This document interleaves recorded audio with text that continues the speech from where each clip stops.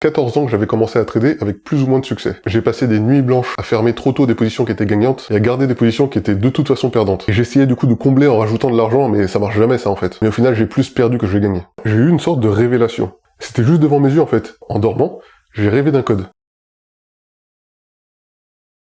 Il y a 5 ans, lorsque j'ai rencontré Amour, je roulais pas sur l'or, c'est le moins qu'on puisse dire. À l'époque, ça faisait 14 ans que j'avais commencé à trader avec plus ou moins de succès.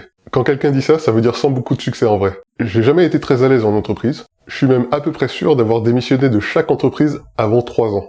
Depuis jeune, j'ai toujours été sportif, je tiens pas en place, et aussi loin que je me rappelle, j'ai toujours eu besoin de grands défis pour avancer dans la vie. Au cours de ces fameuses 14 années, j'ai fait tout plein de tentatives, j'ai lu un paquet de livres sur le trading, j'ai scruté les données des instruments financiers, j'ai passé des nuits blanches à fermer trop tôt des positions qui étaient gagnantes et à garder des positions qui étaient de toute façon perdantes. Et je devais subir ce stress en permanence, et j'essayais du coup de combler en rajoutant de l'argent, mais ça marche jamais ça en fait. Et la conclusion de tout ça évidemment, c'est que je finissais toujours avec un portefeuille à zéro. Bref, tout ça pour dire qu'il m'est arrivé de gagner de grosses sommes, mais au final j'ai plus perdu que j'ai gagné. Avec tout ce que je viens de vous expliquer, je suis sûr que maintenant vous comprenez pourquoi quand j'ai rencontré Amour, c'est pas par mon argent qu'elle a été attirée. Mais malgré ça, quand je lui ai expliqué ce que je faisais, c'est-à-dire du trading, alors qu'elle y connaissait rien, elle m'a pas envoyé bouler, elle a quand même été attentive à ce que je racontais. Et même, elle s'est carrément laissée convaincre de faire un petit investissement.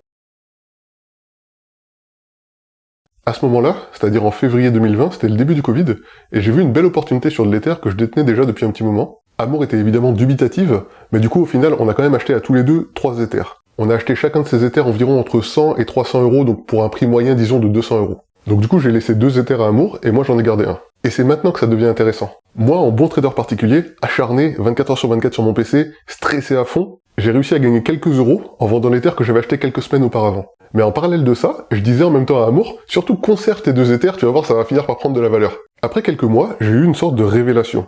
Ou plutôt une confirmation de quelque chose que je pressentais déjà depuis un certain moment. Amour, elle avait réussi à gagner plus d'argent que moi, en n'y connaissant rien, en faisant rien, et en n'étant même pas stressé.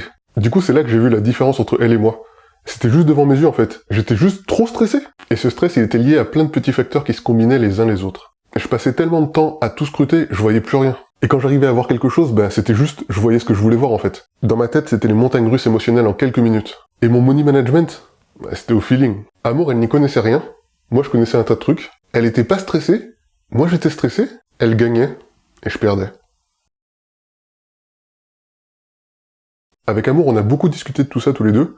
Et au bout d'un moment, je me suis dit, ce problème de stress, il y a peut-être un moyen d'y remédier. Ce que j'ai pensé à ce moment-là, ça peut paraître bête ou trop simple, mais je me suis dit, en fait, si j'étais capable de trader sans passer du temps comme ça devant mon écran, sans avoir à tout le temps chercher des opportunités, sans avoir à rester fixé pour essayer de suivre l'évolution des cours, en théorie, je serais plus stressé, et du coup, ça devrait marcher, non? Durant 1 an et demi, on a fait des tests, on a bidouillé des idées, et un jour, en juillet 2023, en dormant, j'ai rêvé d'un code. Pour de vrai, hein. En me réveillant au petit matin, je me suis mis à coder non-stop, sans manger, sans boire, jusqu'au soir. Et le soir, du coup, j'exécute le script, et contrairement à d'habitude, waouh, ça a l'air de marcher ce truc. Ensuite, pendant 8 semaines, j'ai bossé comme un dingue sur le code.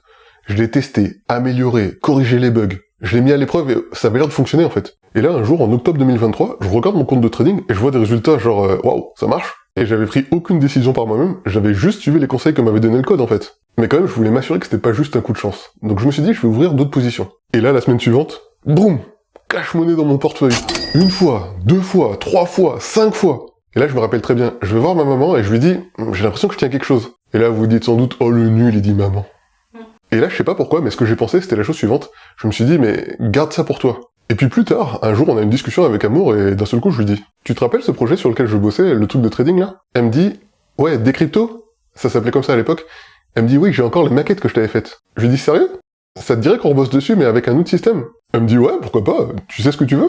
Je lui dis, ouais, je sais exactement ce que je veux, mais j'ai besoin de tes compétences de designer pour m'aider à transformer du coup ce que je pense, ce que je veux, en une vraie expérience à la Steve Jobs, genre UX, UI, je veux que ce soit parfait quoi. Elle me dit, ok, vas-y, let's go.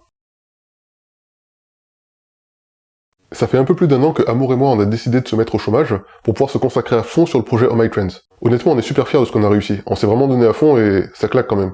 On a d'énormes ambitions pour l'avenir. Il y a tout un tas de trucs qu'il nous faut encore ajouter. Mais déjà aujourd'hui, on sait que l'application peut vraiment aider les traders particuliers. Testez-la l'application. Installez-la sur vos téléphones, sur vos PC. De toute façon, vous avez rien à perdre. Elle est garantie pendant 30 jours, satisfait ou remboursé. Et juste un truc, quand on vous dit qu'on a de grandes ambitions, c'est pas une façon de parler, hein.